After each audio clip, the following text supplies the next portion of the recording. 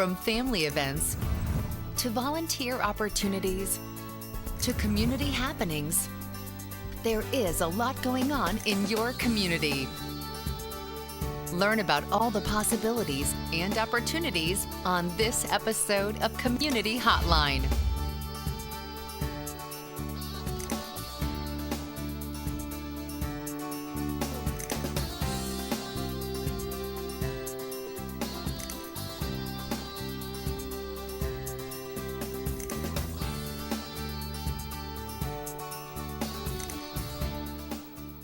Hi, and welcome to Community Hotline. My name is Monica Weitzel, and we're here at Metro East Community Media in Gresham, Oregon. Happy to have you join us tonight. And with us tonight, we're going to be talking first with Ken Buckles, who is the Executive Director of Remembering America's Heroes. Thanks for being here, Ken. Thank you for inviting me. I'm happy to have you here. And Ken and I kind of go back. We went to high school together. And Milwaukee Mustangs. That's right, Milwaukee Mustangs. Go Mustangs. So Ken, you actually started this organization in Milwaukee, yes. right? Mm-hmm. Okay, tell me a little bit about Remembering America's Heroes, what the organization is about and why you started it. Well, it's been a nonprofit since 2002, started by some Vietnam vets who really believed in this, but it goes back to actually growing up with a father who was a Marine, who now we know as post-traumatic stress syndrome. Uh-huh. When I was into my teaching and coaching career full speed ahead at Milwaukee High School, my father committed suicide. And it just devastated us and our family, and it just really bothered me that Veterans Day was just a day off of school. I did some polls, and kids said veterans they take care of dogs and cats, and it's a day to sleep in. And so I started, in 91 to 95, I watched all the documentaries on the 50th anniversary of World War II, and I just got so into it. So I went to my principal in 1995 and says, I want to have a day where we bring these veterans in to talk to students, and we honor them with a big assembly afterwards, and we feed them lunch. And we're going to ask the kids to dress up nice, the boys to wear ties, the girls to wear dresses. Nice. And everybody laughed and said it'll never happen. Lo and behold, it was just a phenomenal success, and it grew to the nonprofit in 2002, and I've taken it to high schools around the state. Wherever it's gone, it's been an amazing experience, and the students are easy sell job. They buy into it. Is that right? Yeah, and so we're something you wouldn't think would happen, I suppose. And that's what people think, but it's amazing. They love it, and doing the next big one is at Reynolds High School, Wednesday, November 9th. So that's coming right up. Now, I've heard nothing but good things about it. I've been kind of following you through the years and following your organization. And I know that, funding has been cut off, and there's been, problems, but you've still been able to hold it together and honor these veterans, and it's an amazing job that you've done, Ken. Thank you. I think we have a little video that we you did it at Reynolds last year, right? Yeah, small time. We took a handful of veterans, but this one's major this time. Well, before we talk about that in a little more detail, we have a little video part of what happened last year, some interviews. So do you mind if we take a look at that now? Sure. Okay, Sounds let's great. Do it.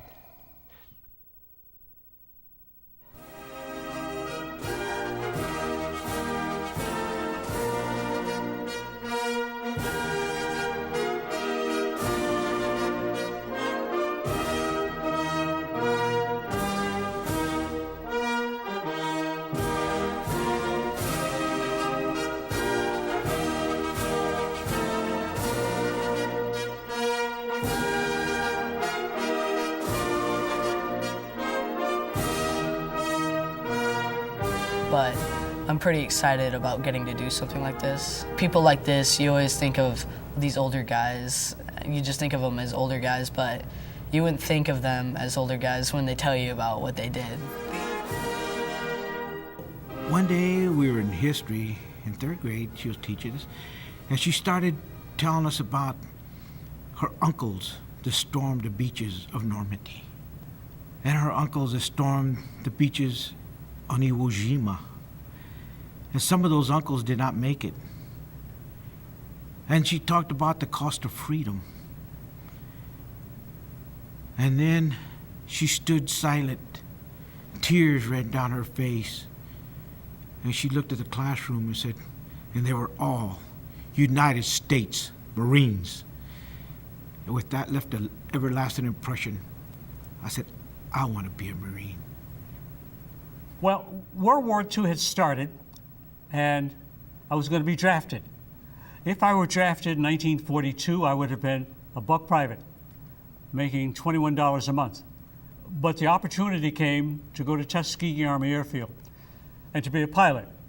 Now, as a cadet, you made $75 a month instead of $21. You had your own room to sleep in. You sat at a table with tablecloths. After 9 months, you became a second lieutenant, made $150 a month, with the joy and excitement of flying an airplane. So, rather be drafted, I wanted to fly an airplane, no sweat. Better to go as an officer. Go first class, in other words, first class. And one day we had a 2-star general come in. Gentlemen, this is my airfield. As long as I'm in command, there'll be no socialization between white and colored officers.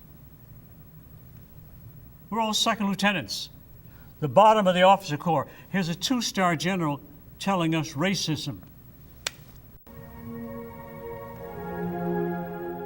And I make these necklaces and I give them away to the families, even to the child of the fallen, as part of their healing.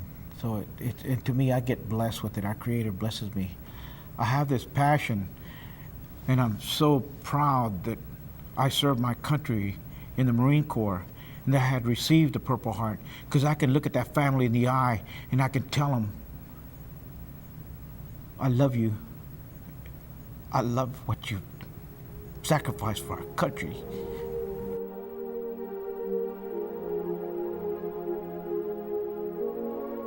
I've always thought of Veterans Day as, hey, I get a day off of school, not as these people fought for our country, they've given up everything almost just to fight. Like spreading the word basically, so that people know that it's not just a day where you just don't go to school and stuff, where you actually have to recognize what these people have done. But looking at the older kids, some of the questions they asked were wonderful, and just the look of surprise on some of their faces when they told these stories. And just, it's wonderful to have these sort of things going on at this school.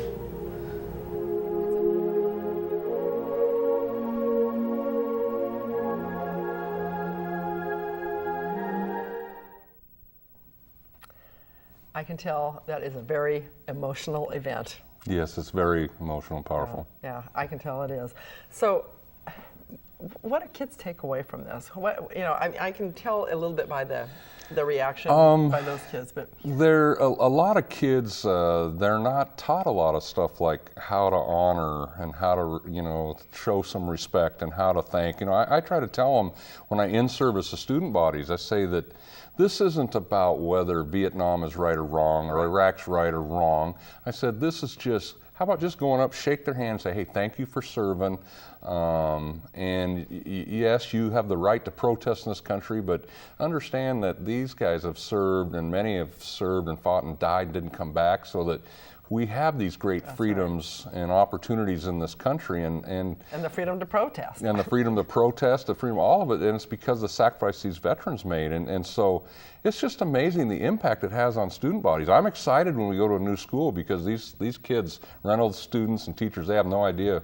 They're going to be blown away. I bet they are. So this event is going to be on Wednesday, November 9th. And at what time? 8:30 is registration, and there will be some classroom sessions in the morning, then there will be lunch, and then we'll have what we call an assembly of honor. But what's so special about this is that you go to a lot of high schools today, and especially Reynolds, they're very diverse, and there's a diverse population of all races. So I know I've got to have veterans of color, veterans of every race. And so we've got them coming in, and it's exciting for all those kids to say, wow. And I tell them, I said, do you understand that men and women of every race have served and fought and died for this country? It's something to be proud of. I am bringing in 8 different highly decorated Hispanic American veterans from World War II, Korea, and Vietnam. And they're coming in. One is from Hero Street, USA, and it's an amazing story people should look up, but it was 2nd Street, USA in Silvis, Illinois. It was an entire Mexican-American community living in boxcars, dirt floors, all that. over 87 of them signed up and joined and served in World War II. 8 of them didn't come back. It's the highest per capita.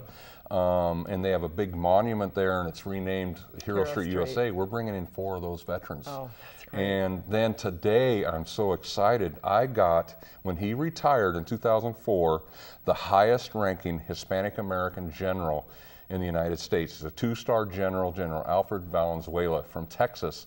And he found out about this, and he's coming up. So, Wow. so I mean, I've got, right now we've got about 200 veterans signed up to come, and what amazes me, over 30 of them are World War II veterans, and they're in their late 80s and Yeah, 90s. they're up there. So I'm excited. So what does this do for the veterans? What do they get out of this? For them, when they walk into a school and see all these students dressed up so nice and sharp, and we tell them, this is for you, this is thank you for Make me serving. cry. And then we have the veterans walk into the gym at the Assembly of Honor, and the kids give them a standing ovation. And the reception they receive and the respect and honor, it just, they love it. They deserve it.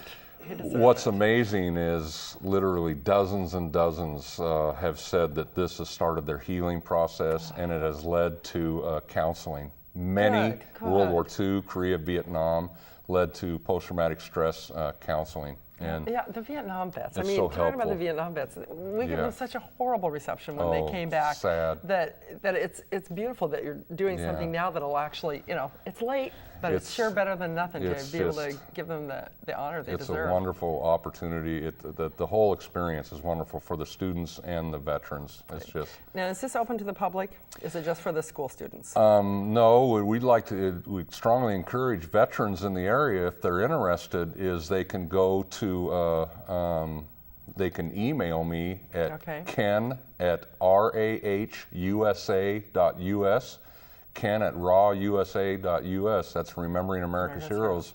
And sign up or contact the school. Okay, Reynolds High School. And I know that the public wants to come and see the Assembly of Honor. They can question it. And That's awesome. it's going to be a spectacular day. The thing is, the other thing I tell these kids is that your children and grandchildren will not get this opportunity because That's they're right, going to be because gone. they're gonna be gone. This That's is right. living history. It is. And they're going to be gone. And that's what you used to call it, isn't it? It was a living history day. Living when they history had- day. Yeah, yeah.